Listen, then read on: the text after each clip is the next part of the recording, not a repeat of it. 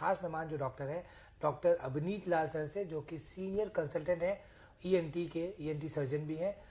Doctor अभिनीत लाल जी, आपका बहुत बहुत स्वागत है हमारे हेल्दी बिहार सेगमेंट में। Thank you. सबसे पहले हम जानना चाहेंगे आपके प्रोफाइल पे, आप रहने वाले कहाँ के हैं और आपका शुरुआत कहाँ से हुआ? जी, मैं रहने वाला पटना का ही हूँ एंड मेरी सारी शिक्षा सेठ जीएस मेडिकल कॉलेज केम हॉस्पिटल मुंबई से हुई है एंड एक बार और फर्दर ट्रेनिंग मेरी स्विट्ज़रलैंड से हुई है, जहाँ पर मैंने विशेषज्ञ कान के बारे में मैंने स्टडी किया है, कान के बीमारियों के बारे में एंड कान को डेफनेस जो बहरापन को दूर करने के लिए मैंने काफ़ी हद तक काफ़ी रिसर्च और काम किया है उसके ऊपर। जी। अभी कितना वक्त हो गया आपको पटना में अपनी सेवाएं देते हुए? मुझे अभी 11 साल से ऊपर हो गया है पटना में सेवा देकर के, पारस हॉस्पिटल से अटैच्ड हूँ मैं एंड तो यहाँ पर हम लोग बहुत सारा कान का ऑपरेशन, स्पेसिफिकली बहुत सारा कान का ऑपरेशन करते हैं एंड हमारा मेन उद्देश्य रहता है कि कोई भी कान की जो बीमारी होती है, बेसिकली बहरापन हो या कान का डिस्चार्ज हो, हमारा उद्देश्य रहता है कि इसका बेस्ट से बेस्ट उसका इलाज किया जाए। अच्छा, पहले के लोगों में एक था कि जो बच्चे हैं कोई बचपन से ही जन्मजात उनको सुनाई नहीं देता, और एक होता है किसी कोई मर्ज हो जाता है, कोई बीमारी हो जाता है जिसकी वजह से उनके पास उतने पैसे नहीं होते कि वो इलाज करा पाए, और उसमें कहीं ना कहीं लैक ऑफ इंफॉर्मेशन की वजह से भी, कमी की वजह से नहीं कर पाते। तो क्या आपके पास ऐसे केसेस आते हैं जी जो बच्चे को? हमारे पास दो तरह के बच्चे आते हैं, बच्चे एंड बड़े आते हैं। तो बच्चों जो पैदाइशी मुकबधिर हो, जो पैदाइशी सुन नहीं पाए हों, एंड ऐसे इन बच्चों के लिए जो बेस्ट इलाज है, जो वर्ल्ड ओवर जो स्टैंडर्ड इलाज है, उसका नाम है कॉक्लियर इम्प्लांट। हम लोग कॉक्लियर इम्प्लांट अभी 7-8 साल से रेगुलर कर रहे हैं एंड हमारे नंबर्स काफ़ी ज़्यादा हैं, हम काफ़ी सारे बच्चों को हेल्प कर चुके हैं ऐसे। एंड इन बच्चों के लिए कॉक्लियर इम्प्लांट एक वरदान है, जिससे वो बच्चे अपना सुन सकते हैं, बोलना सीख सकते हैं एंड इन ड्यू कोर्स वो अपना नॉर्मल स्कूल और नॉर्मल जीवन व्यतीत कर सकते हैं, जो हम बहुत साल पहले अभी तक सोच भी नहीं सकते थे कि मुकबधिर बच्चे एक नॉर्मल ज़िंदगी जी सकते हैं। वो ऐसे बच्चे कॉक्लियर इम्प्लांट से नॉर्मल ज़िंदगी जी सकते हैं।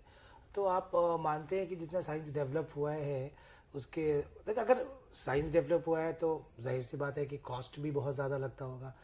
तो मैंने शुरू में ही आपसे कहा कि बहुत सारे बच्चे ऐसे होते हैं या बहुत सारे लोअर मिडिल क्लास की फैमिली होती है, वो अफोर्ड नहीं कर पाती वो इतने खर्च को। तो क्या खर्च आता है? हम लोग एक विशेष स्कीम के साथ जुड़े हैं, जो केंद्र सरकार का स्कीम है, और निजी संस्थाओं से भी जुड़े हैं जो ऐसे बच्चों को मदद करते हैं। इसमें खर्चा बहुत ज़्यादा है, बट ये खर्चा काफ़ी सपोर्ट हुआ जाता है केंद्र सरकार से, निजी संस्थाओं से सपोर्ट मिल करके ऐसे ऑपरेशन हम लोग सफलतापूर्वक करते हैं।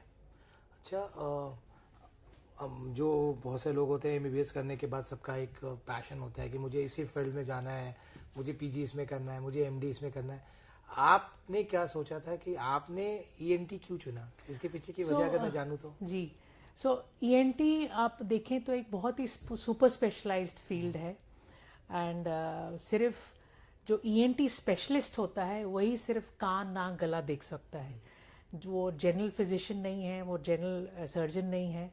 एंड जो आप अब्रॉड में आप देखेंगे तो ईएनटी एक सुपर स्पेशलिटी फील्ड है। इवन ईएनटी में जो इंडिया में हम लोग का एकदम फील्ड अलग हो जाता है फ्रॉम जनरल सर्जन्स। हम लोग बहुत स्पेशलाइज्ड काम करते हैं एंड इसमें पेशेंट को जितना हम लोग इम्प्रूव कर सकते हैं, उनका क्वालिटी ऑफ लाइफ जितना इम्प्रूव कर सकते हैं, वो बहुत ही सेटिस्फाइंग होता है।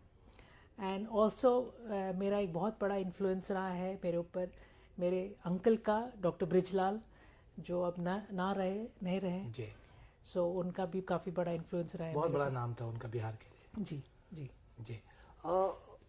आपने यहाँ पे 11 साल वक्त दिया और बहुत सारे नंबर ऑफ केसेस आपने देखे, बहुत सक्सेसफुल आपकी सर्जरी हुई, और मैं भी वो गवाह हूँ क्योंकि मैंने भी अपने कज़न का आपसे ही कराया था, वो बहुत सक्सेसफुल था। मतलब थोड़ा कॉस्टली है, महंगा है, बट आपके जो रेट है इस हॉस्पिटल के रेट की अगर मैं बात करूँ और एक गवर्नमेंट का रेट, वो दोनों एक साथ ही हाँ, बराबर है? बराबर है। सो मेन चीज़ है कि इम्प्लांट कॉस्ट बहुत ज़्यादा है, कॉक्लियर इम्प्लांट का कॉस्ट ज़्यादा है, और ये काफ़ी हद तक सरकार रीइम्बर्स करती है, पैसा देती है इसके लिए, जिसको ज़रूरतमंद लोगों को पैसा देती है। तो इसीलिए ये कॉस्ट हम लोग कंट्रोल कर पाते हैं, एंड सर्जरी कॉस्ट उतना ज़्यादा नहीं है इसमें, एंड उसका बेनिफिट काफ़ी ज़्यादा है, बहुत ज़्यादा है। तो अभी भी क्या लोगों को मतलब अवेयरनेस की कमी है? बहुत से लोग कॉकलियर इम्प्लांट के बारे में नहीं जानते। हाँ, सो मैं अभी 2 ग्रुप्स में बात करूँगा। एक है जो छोटे बच्चे, जो पेरेंट्स उनको नज़रअंदाज करते हैं। अगर बच्चा सुनता नहीं है तो उसको जल्द से जल्द उसका जांच होना बहुत ज़रूरी है। बहुत सिंपल सा जांच है जिसका नाम है ओई और बेरा जांच। आज बिहार के हर डिस्ट्रिक्ट में हम लोग ने प्रयास किया है एंड अवेयरनेस क्रिएट किया कि हर डिस्ट्रिक्ट में आप बेरा अवेलेबल है। सो बेरा जांच एंड ओई जांच तो ज़रूर कराना चाहिए। अगर माँ बाप को थोड़ा सा भी शक है कि बच्चा शायद सुन नहीं रहा है, बिकॉज अगर वो सुनेगा नहीं तो बोलना नहीं सीखेगा, और बोलना नहीं सीखेगा तो उसका मोड ऑफ कम्युनिकेशन ऑडिटरी नहीं होगा, जो ऑडिटरी वर्बल नहीं होगा, बल्कि साइन लैंग्वेज की तरफ वो इशारों से बात करने लगेगा। तो इसीलिए अगर आप चाहते हैं कि आपके बच्चे नॉर्मल लाइफ जिए, सबकी तरह नौकरी का, व्यवसाय का उसको उनको अपॉर्चुनिटी मिले, तो उनको इलाज कराना बहुत ज़रूरी है। और कॉक्लियर इम्प्लांट एक बहुत अच्छा इलाज है, और उसके पहले हम लोग सारा टेस्ट करते हैं कि जैसे CT scan, MRI, hearing aid देते हैं। इससे हमें पता चलता है कि कॉक्लियर इम्प्लांट सक्सेसफुल रहेगा कि नहीं। तो ऑपरेशन के पहले हम लोग पूरा निष्कर्ष में आते हैं कि कॉक्लियर इम्प्लांट सब पे इनके लिए, इस बच्चे के लिए सक्सेसफुल रहेगा कि नहीं रहेगा। अच्छा, नंबर ऑफ केसेस में देखा जाए तो बच्चे, और अगर हम मेल की बात कर रहे हैं एज, तो क्या अबव 50 इयर्स या 60 इयर्स के पास भी सक्सेसफुल है ये? हाँ, एंड अगर हम लोग अडल्ट्स में बात करें जो पोस्ट लिंगुअल हैं, जो नॉर्मल भाषा जानते हैं, सब कुछ जानते हैं, बट किसी कारण की वजह से उनको बहुत प्रोफाउंड हियरिंग लॉस हो गया, दोनों कान से सुन नहीं पा रहे हैं, तो इन कंडीशन में भी हम लोग कॉक्लियर इम्प्लांट करते हैं। एंड अगर उसको हियरिंग एड, जो साधारण में हियरिंग एड मिलता है, उससे फ़ायदा नहीं हो रहा है, तो उसके लिए भी कॉक्लियर इम्प्लांट एक बहुत ही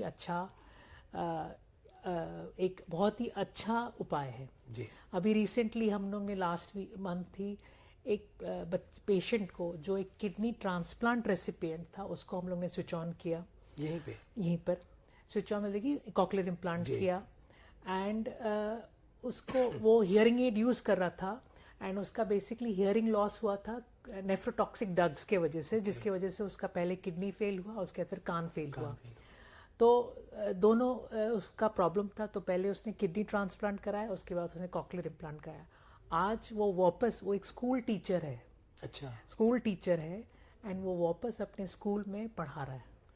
सो इमेजिन कि कितना सराउंडिंग साउंड कितना ज़्यादा होता है उसके लिए, एंड कितना डिफिकल्ट होता रहता होगा, बट अब कॉक्लियर इम्प्लांट के साथ वो सब कुछ ईजिली मैनेज कर पा रहे हैं। तो आप लोगों को भी बहुत खुशी मिलती होगी जब नंबर्स ऑफ केसेस आप करते हैं, या आपने कहा कि गवर्नमेंट से भी मदद मिलती है, और आपकी कुछ प्राइवेट संस्थाएं हैं जो जुड़ी है इन सब चीज़ों से, कि निःशुल्क भी आप करते होंगे बच्चों का। अब तक अगर हम बात कर ले आपसे, तो नंबर्स ऑफ जो ऑपरेशंस है कॉक्लियर इम्प्लांट का आपने कितना किया? हमने पारस हॉस्पिटल में अबाउट 100 से ऊपर कॉक्लियर इम्प्लांट कर लिया अभी, एंड उसमें बच्चे भी हैं, एडल्ट्स भी हैं, काफ़ी सारे एडल्ट्स हैं। एंड ये जो कॉक्लियर इम्प्लांट हम लोग एक प्रोग्राम की तरह रन करते हैं, रादर देन एक सर्जरी। प्रोग्राम मतलब कि पहले पेशेंट या बच्चा या एडल्ट हमारे पास आते हैं, हम लोग उसका ट्रीटमेंट उसके साथ डिस्कस करते हैं, सीटी स्कैन, एमआरआई करते हैं, फिर फाइनली उससे ट्रीटमेंट के बारे में उसका डिस्कस करते हैं। कॉक्लियर इम्प्लांट करते हैं। कॉक्लियर इम्प्लांट के बाद एक बहुत महत्वपूर्ण चीज़ होता है जिसको हम बोलते हैं थेरेपी, जो बच्चों में थोड़ा सा ज़्यादा समय लगता है, जिसको बोलते हैं ऑडिटरी वर्बल थेरेपी। तो इसमें पेरेंट्स का, मेरी थेरेपिस्ट का, हमारे क्लिनिक का एक बहुत ही गहरा भागीदारी रहता है, एंड इस भागीदारी से ही हम लोग अच्छा रिजल्ट दे पाते हैं जी। सो हम लोग हमेशा पेरेंट्स को मोटिवेटेड रखते हैं, पेरेंट्स का भागीदारी बहुत ज़रूरी है, बिकॉज आफ्टर ऑल बच्चा बोलना घर पे सीखता है।